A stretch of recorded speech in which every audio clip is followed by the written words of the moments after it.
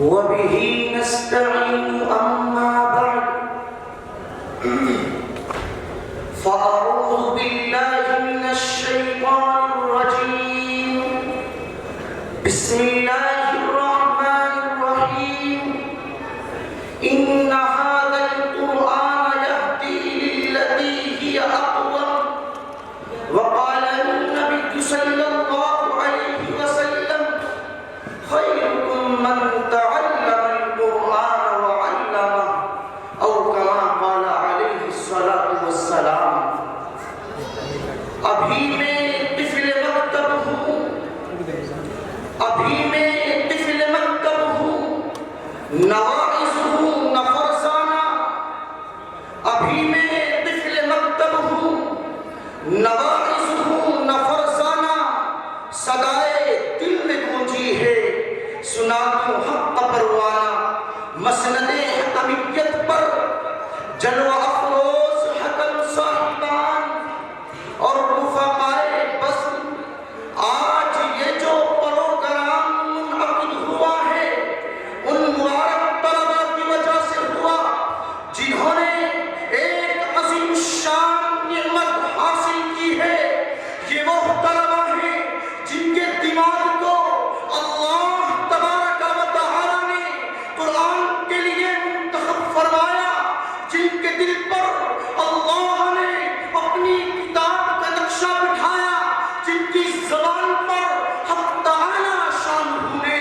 گانے جاری کرنے کے بجائے جبرائیل علیہ السلام کا لایا ہوا اللہ کا وہ قرآن جاری فرمایا جس کے انتظار میں میرے اور آپ کے نبی آسمان کی طرف دیکھا کرتے تھے کہ قرآن کریم کی اور کون سی آیت شریفہ نازل ہوگی ان بچوں کو دیکھنے کے لیے ان کی زیارت سے برکت حاصل کرنے کے لیے میں اور آپ یہاں پر جمع ہوئے ہیں ان بچوں کے برسر دنیا میں دستار فضیلت اور آخرت میں جنت کے تاج رکھے جائیں گے اور ان کے ماں باپ کو جو تاج پہنایا جائے گا حدیث شریف کی روح سے اس دن وہ لوگ جنہوں نے اپنے بچوں کو قرآن کریم سے دور رکھا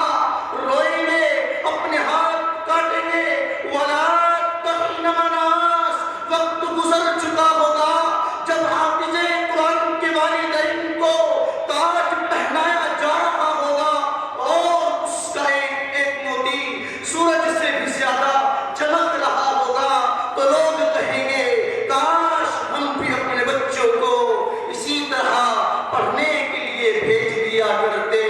یہ بات وہاں جا کر تو سب کو معلوم ہو جائے گی سب کی سمجھ میں آ جائے گی لیکن خوش نصیب لوگوں کو یہی معلوم ہو جاتی ہے ورنہ باقی لوگ تو کہتے ہیں کون بھیجے دوسروں کے ٹکڑوں پر پڑھنے والے مولوی بننے کے لیے کون بھیجے بھیک مانگنے والوں کے پاس حافظ اور قاری بننے کے لیے معاشرے میں ان کی کوئی قدر نہیں ہے ان کا کوئی مقام نہیں ہے اس لیے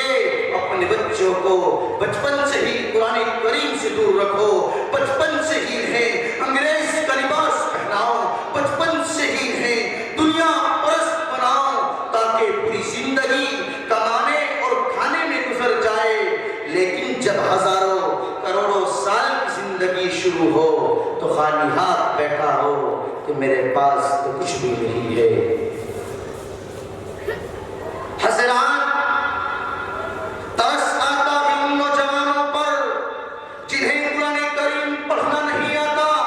جنہیں قرآن کریم سمجھنا نہیں آتا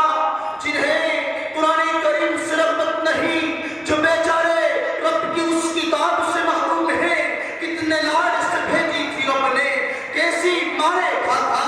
میرے نبی نے آپ کے نبی نے اپنے سینے میں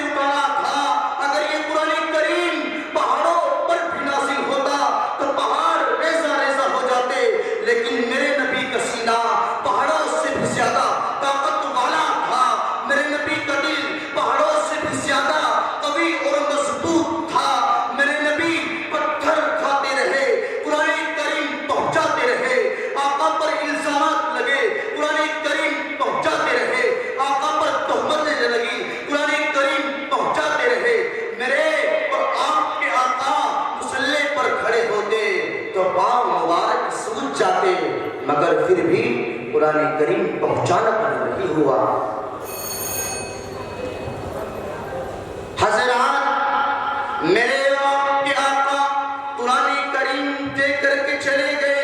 اے میری امت کے لوگوں، اس قرآن کریم کو مضبوطی سے تھامے رکھنا، نہ نفس تم پر غالب آئے گا، نہ شیطان تم پر غالب آئے گا۔ آج ہم نے کیا کیا؟ بولو، قرآن کریم کو اٹھایا،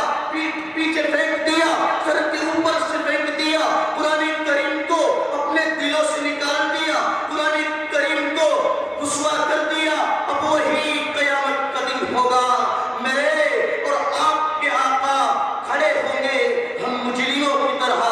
موجود ہوں گے، اعلان ہوگا قال ربی ان قوم اتخذوا ھذا القرآن مہجورا۔ اے اللہ، میری اس قوم نے قرآن کریم کو پس پشت ڈال دیا تھا۔ اگر آقا نے شکوہ کر دیا تو دل پر ہاتھ رکھ کے بتاؤ ہمارے پاس کیا بچے گا؟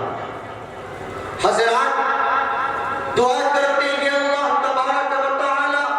مجھنا اہل علم کو بھی اور آپ تمام سامعین کو بھی قرآن کریم پڑھ کر سمجھ کر اس کے احکامات پر عمل کرنے کی توفیق عطا فرمائے۔ بس انہی چند باتوں پر اپنی بات کو ختم کرتا ہوں۔ بڑے دور سے سن رہا تھا زمانہ، ہم خود ہی چل دیے ہیں داستاں کہتے کہتے۔ وآخر دعوانا ان الحمد للہ رب العالمین۔